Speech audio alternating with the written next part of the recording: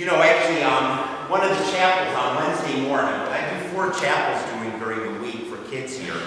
During the chapel Wednesday morning, Mary, one of the VPK instructors, came to me and said, Pastor Dave, let me tell you what happened Monday in school. And she said, Monday was President's Day, right? Did you observe President's Day on Monday? But she said we talked about it being President's Day. And Mary asked the class, who's the President of the United States? She said all these kids had this blank look on their faces. They weren't sure. But she said only 2 names were brought forth. She said Martin Luther King was one, or Pastor Dave. And then finally, after a little bit of discussion in the class voted that, I think Pastor Dave is the president.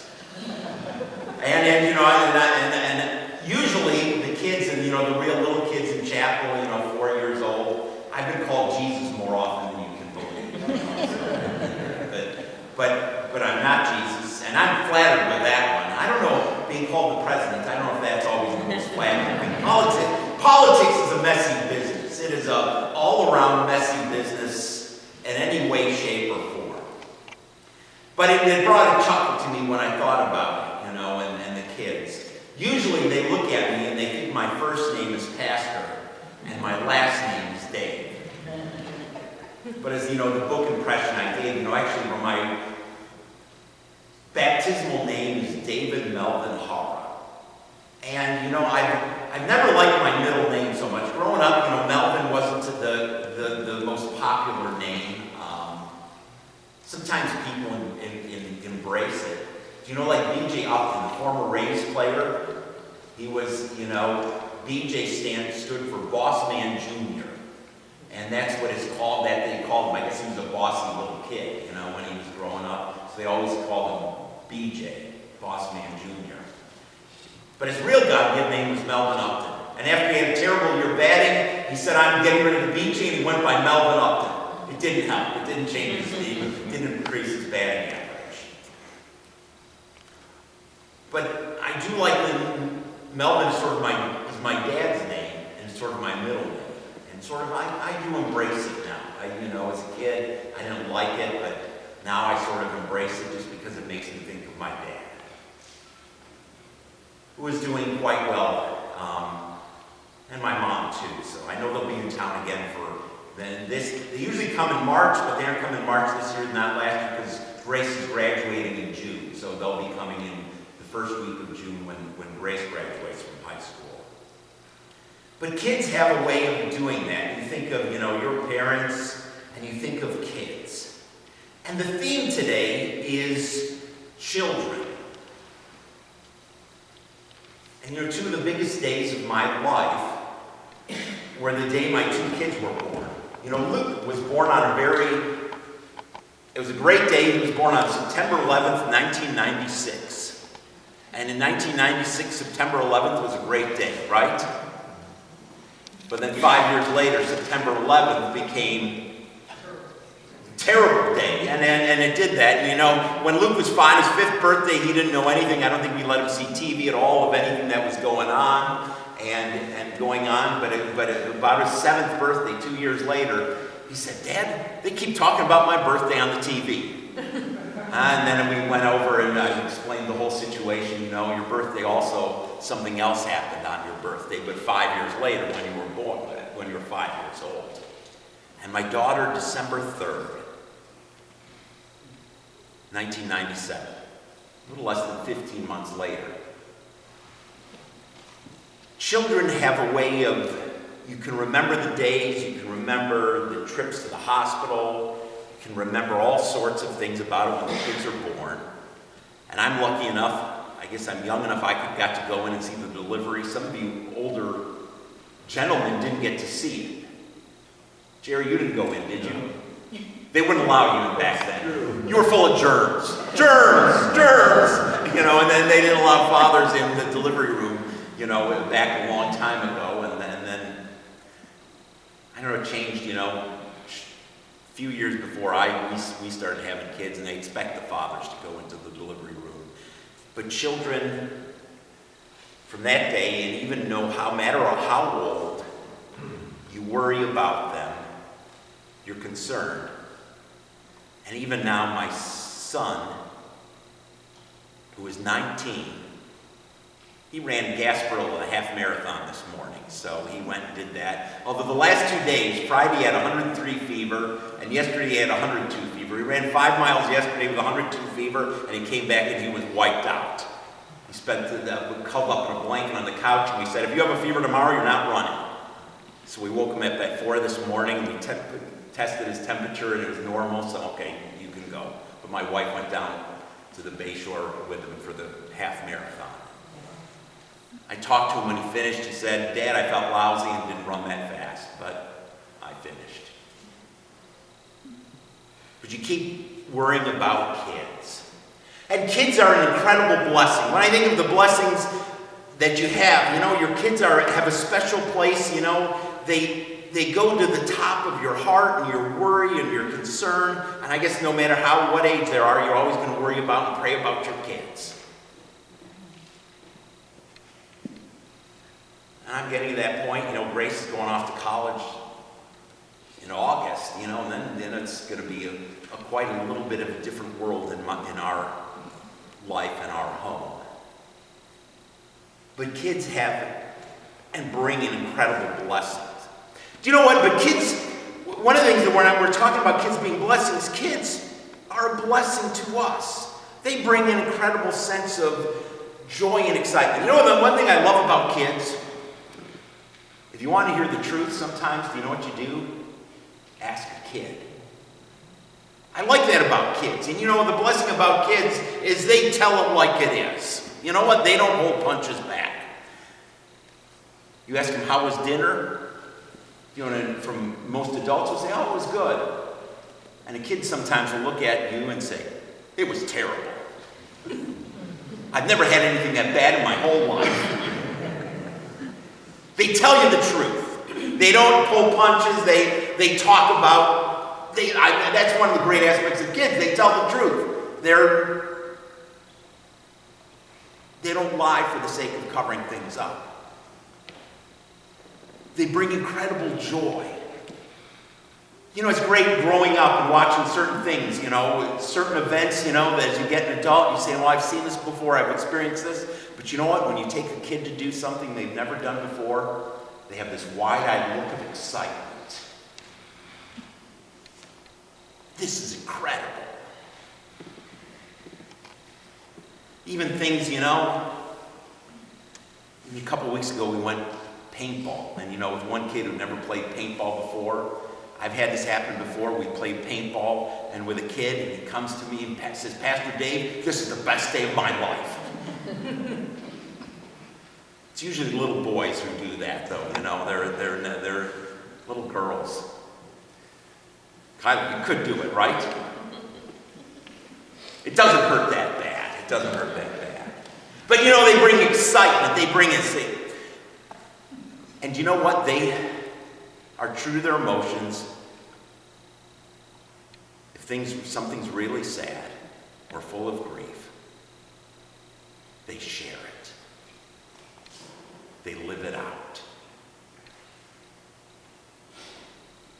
Children bring an incredible sense of joy and excitement, and they're an incredible blessing. And it's hard to imagine being without a child. But there's one thing that we really want to do as we think about this in the scriptures.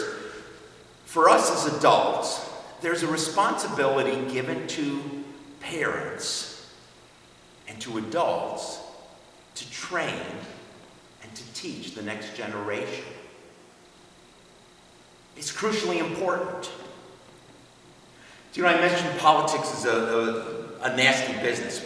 I've heard some weird things in this political campaign, but the worst thing I think I heard at all times was something Madeleine Albright said. It was about 2 weeks ago, and I don't know if you heard what she said, what Madeleine Albright said. Madeleine Albright, she was doing a campaign stop for Hillary, and she said, there's a special place in hell for women who won't vote for Hillary. And I scratched that, and a special place in hell for women who won't vote for Hillary. I know my Bible pretty well. That isn't biblical, let me tell you that. That isn't biblical in the least way, shape, or form. Really, the only verse that talks about a special place in hell for is one thing. Do you know what it is? Leading a child astray. Leading a child away from God. Jesus said in Luke, and it's also in Matthew, better to have a millstone. You know what they grind wheat with? One of those big giant stones tied around your neck and be thrown in the ocean than leading a little child away from God.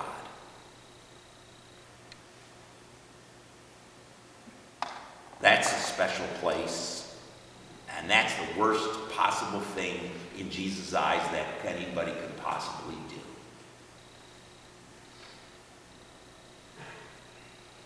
But conversely, I think, you know what? If that's the worst you can do, possibly the greatest thing you could ever do is leading a little person and sharing Jesus with a little child. Do you know Sunday school? Sometimes, Sunday school isn't appreciated as much, but Sunday school, what you get to do is to share the wonders of Jesus. You get to impress it upon their hearts. You get to tell the incredible message of Jesus, who is the Son of God, but yet he's like every one of us. He loves you more than you know. And he's with you all the time. Do you remember that? And sometimes it's people make an incredible impression. One of my favorite things, I had one of our youth, Rachel Henry, they wrote a class assignment, the person I most admire in this world. And she wrote the assignment. She didn't write it about her mom or dad. You know who she wrote it about? Her Sunday school teacher, Vicky. She said, she's the greatest person ever. Sunday school teachers can have that kind of an impact. And it's with children, and it's dealing with them and doing this. And it's impressing upon their hearts the wonders and the joy and the blessings of Jesus. And that's what we as a church are called to do. Another thing, and just to plug this, next Sunday after the late service, we do have a voters meeting. And the topic of the voters meeting all deals with calling or hiring the next youth person. Tim left last May, and we've been doing interviews and all the things that have been going on. But next Sunday after the late service, we have a voters meeting to ponder this. We've interviewed, we've brought in some people and doing that. And we're going to move and step forward in the next measure of faith. Because, youth are important. They're a blessing given us, but we're supposed to share and give them the blessings of Jesus. They're a priority of the church. They're the treasure of the church. They're the future of the church. And you never want to shortchange them in the least. The other thing is I think you want to impress upon Jesus. I was thinking about this is, God talked through Moses to the children of Israel. He said, you want to impress upon the children the wonders of God in every place and situation and time. You want to do it with your words. And words are one thing that we do. But the other thing is God wants us to impress upon children the wonders of God with our actions. The old expression, what actions speak louder than words? They do. Kids listen to what you say, but they really pay attention to everything you do in life. God wants us to share with the next generation the love and the grace of Jesus. Do you know one thing kids know very much so? Kids know they're not perfect. Kids know they need grace because they mess up a lot. Do you know sometimes one of the problems with adults is we think we don't mess up as much. We don't always need the grace of God. One of my favorite stories, and this is about a father who had a son, and the son was coming home from school one day, and his mom told him, they lived about a half mile from the school, you come straight home because I have to go to a doctor's appointment, and you need to come with me and walk straight home from school. It's very important. I can't miss this appointment. The son left school. He was walking home, and one of his friends had a new toy in his backyard. He went in the backyard and lost track of time. He was playing there for about an hour.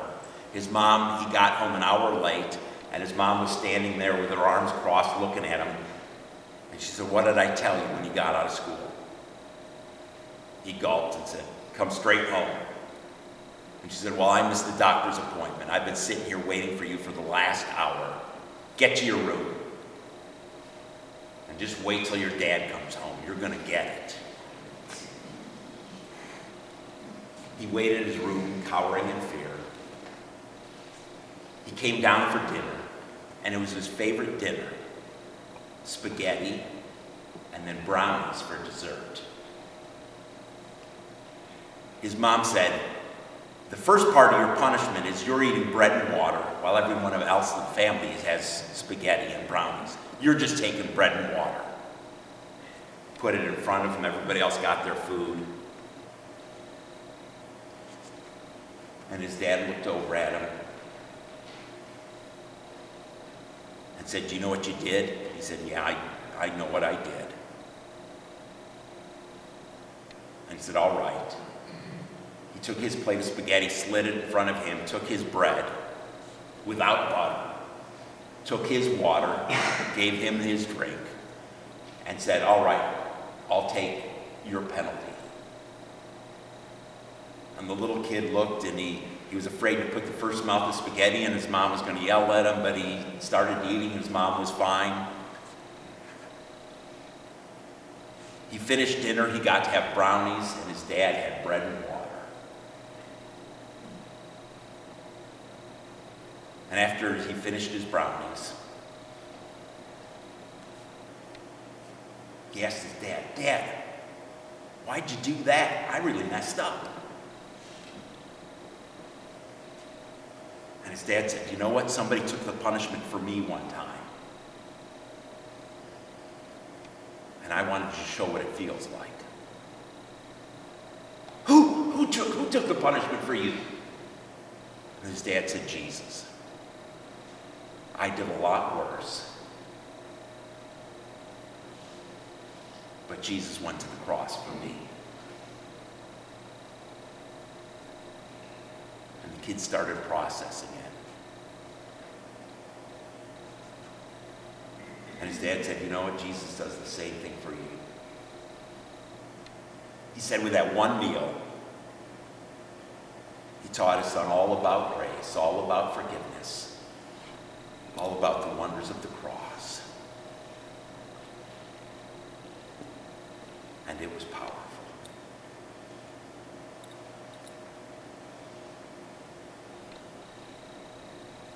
That's action speaking louder than words, isn't it?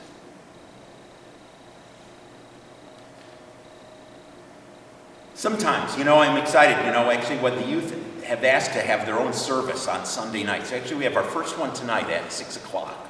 Actually, I'm going to give a little bit of sermon, but the youth are planning all these other things, videos, music, games and activities, and doing something, and doing that. So our youth praise band at the late service is pretty phenomenal. You guys may not see them, but they're pretty phenomenal. But the great thing is I think about it in the service, and they're planning it and working on it. You know what they want to do is sharing their own words from their own hearts, the wonders of Jesus, with their friends, with other people. And that makes me very optimistic. Because you always worry about that, the next generation. But God has a way of doing incredible things.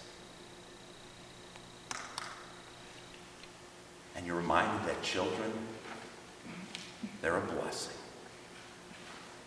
One of the many blessings we have from God, our Father.